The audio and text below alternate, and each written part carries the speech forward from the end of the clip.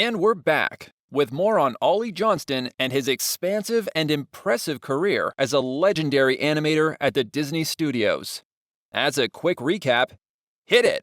Ollie was born in Palo Alto, California, and started working at Disney in 1935. He moved quickly from in-betweening to assisting Fred Moore to animating on his own in the Mickey Mouse short The Brave Little Tailor. From there, he worked on the dwarfs in Snow White, Pinocchio in Pinocchio, and Bambi and Thumper in Bambi. So, what's next for our star animator? Let's find out.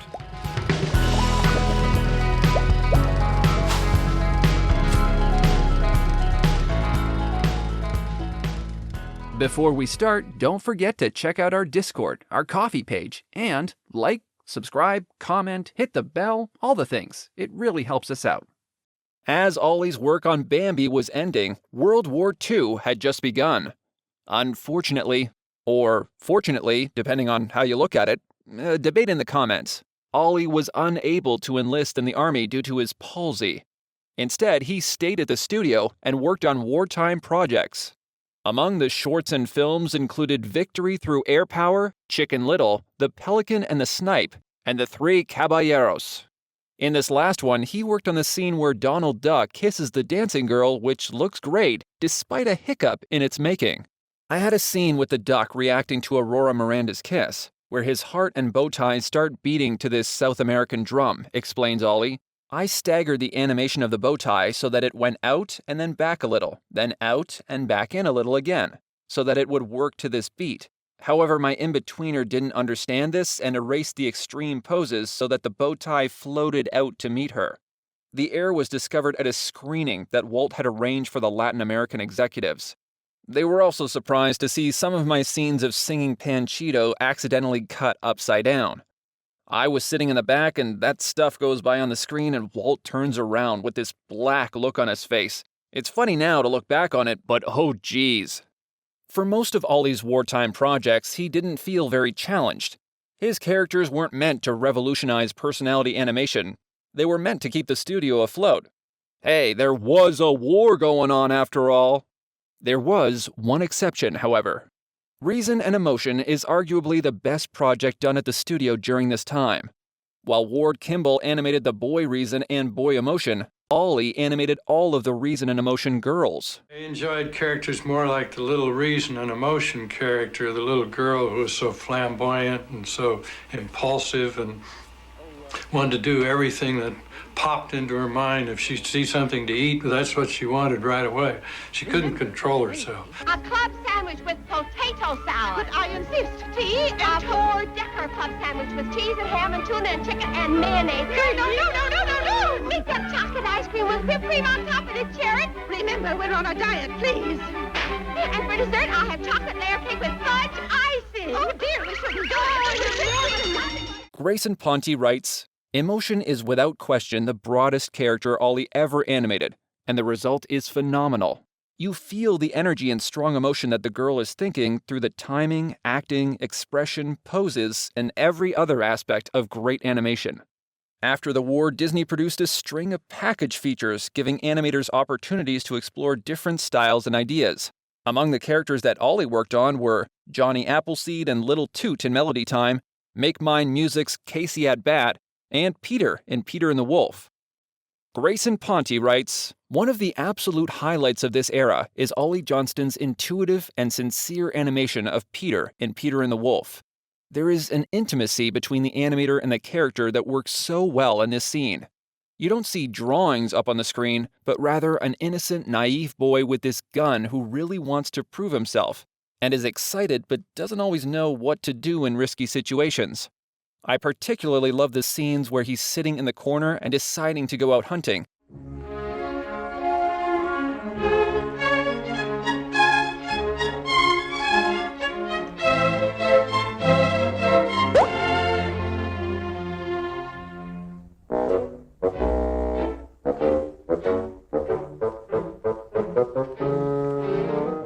Andreas Deja explains, for Roger Rabbit, I had to animate a scene with Peter.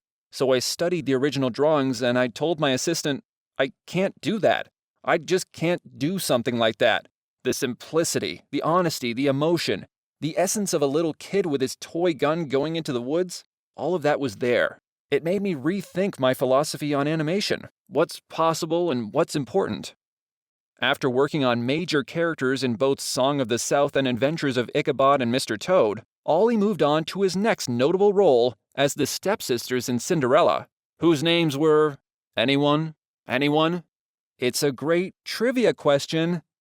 It's Anastasia and Drizella. Ollie Johnston, Frank's best friend forever and ever, and his partner and collaborator in so many films, Ollie did the Wicked Stepsisters, who were so slovenly, so lazy, so ugly, so unappealing, that by contrast, Cinderella would look lovelier and lovelier.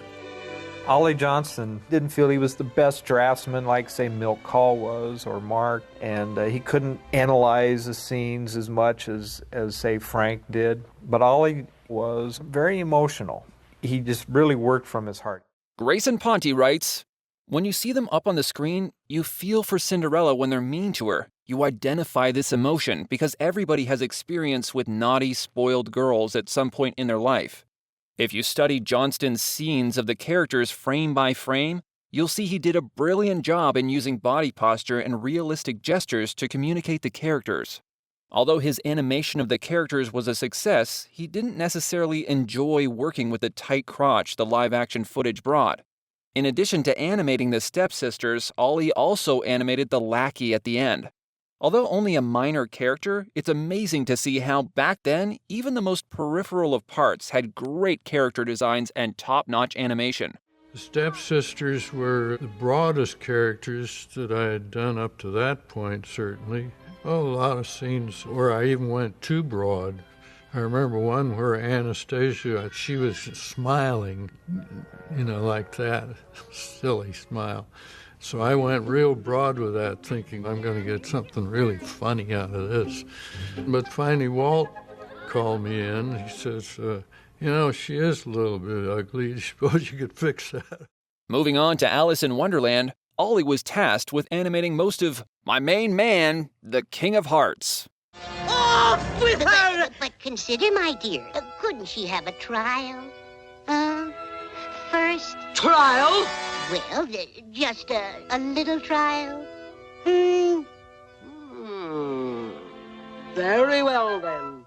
Let the trial begin! Grayson writes, "The King of Hearts is rather passive, giving the animator little room to do much with the performance. But he did the part just right, by putting in the nervous quality and communicating he wasn't the dominant one in the relationship." Ollie also animated some great scenes with Alice. One of his best is when Alice is conversing with my other main man, the doorknob.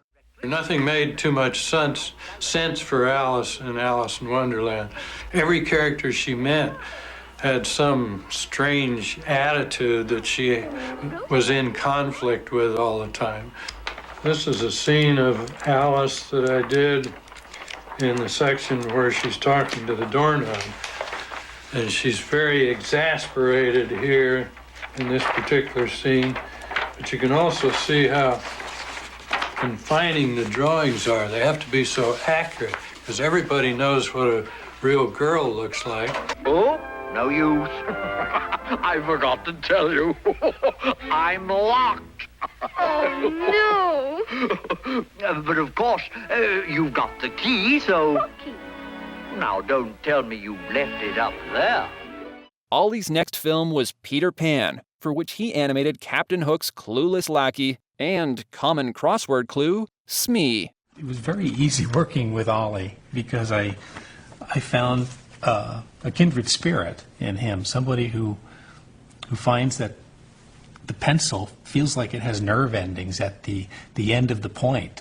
Ollie would say, look for the golden drawing and use your time around it. And you can see that in his scene of Smee. Now, here he's listening to Captain Hook, and he's drinking a bottle of some rum. And you see these are drawings that really sell the attitude. As soon as you see it, they kind of plant themselves on your mind. And every golden drawing is a setup for the next one. I mean, each drawing serves to strengthen the following one that's going to come. So he's going to stuff this bottle in there.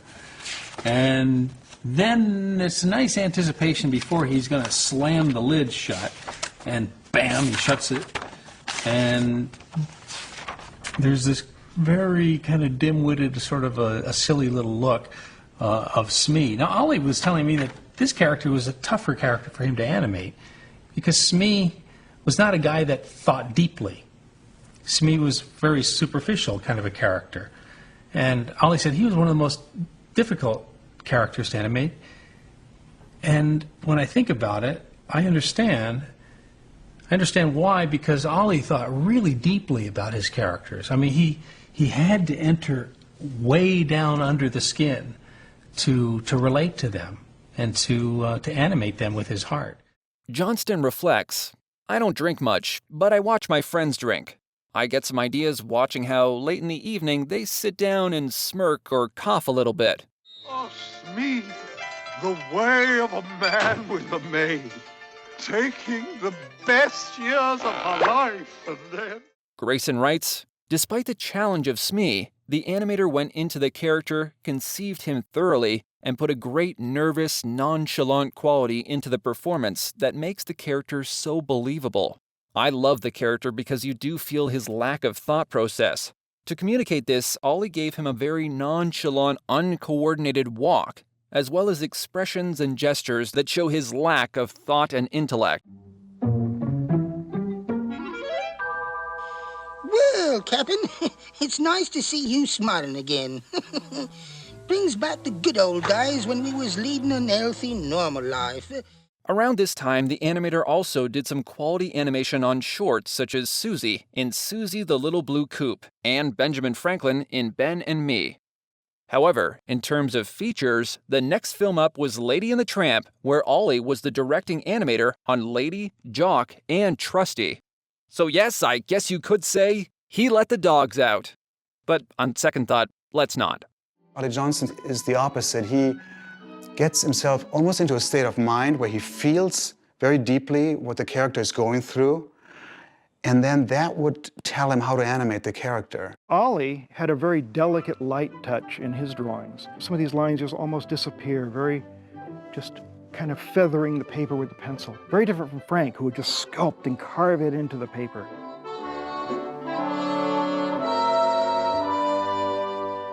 Ollie Johnston is really the last of Walt's 9 old men, so I take time out whenever I can to see Ollie and talk to him. Ollie pretty much focused on Lady and going through her frustrations when the baby arrives, you know, and she talks to the other dogs about it. And that's very insightful animation because you really have to read the inner feelings of the character. It didn't hurt, really, but darling has never struck me before. Now, lassie, dinna take it too seriously. After all, at a time like this, there's... Yes. You see, Miss Lady, there comes a time in the life of all humans when, well, as they put it, the birds and the bees, or, well, the stork, you know, no, well, and, What he's trying to say, lassie, is... Darling is expecting a wee bairn.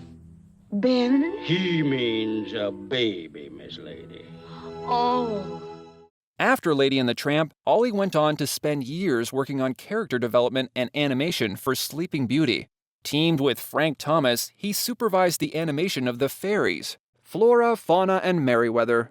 Since the two animators worked so closely together on this film, and on the same 3 characters, it's hard to separate them. You can watch most of the character story in Frank's episode here, but here's a quick recap from Ollie himself. First, when we started on them, Walt thought, gee, why do we have to make these characters different, you know? Why can't they all be the same, react the same? We thought, no. Gee, that wouldn't be half as much fun, you know, making them like Donald's nephews or something. So that was one time when we kind of went against what Walt had suggested. But I think it did make the picture richer to have them that way. Little Merryweather was a feisty little thing that'd get upset real easy. Fauna was always the one trying to, say, pour oil on troubled waters to keep peace between Flora and Merryweather. Because Flora was not what you'd call an appointed leader. She just automatically sort of became the leader because she had the best ideas. But all in all, the three of them formed a happy team. I'll turn her into a flower. Maleficent? Oh, no, dear. The princess. Oh, she'd make a lovely flower. Don't you see? A flower can't prick its finger. It hasn't any. No, that's right. She'll be perfectly safe. Until Maleficent sends a frost. Yes. Oh, dear. She always ruins your nicest flowers. Unfortunately, we're out of time for now. But don't worry, we'll be back very soon with more from this amazing animator's career. He's just too good. Here's a sneak peek for those of you who just can't wait. Well, it's a doobity-doo. Yes, it's a doobity-doo. I mean a doobie-doobie, doobie-doobie, doobie-dee-doo. And with... Well, now. Ha-ha. What have we here? Thank you to these people for supporting us on Patreon and Ko-fi. And if you want to make sure this channel sticks around, you can check out our Ko-fi link in the description. Every bit helps. Thank you for watching this episode of Discographies. Click the thumbs up button below if you liked it. And if you want to be notified when the next episode comes out, consider subscribing and hitting the bell. Comment below with characters you would like to see us cover. Further reading and references are linked below. We hope to see you in another Discography.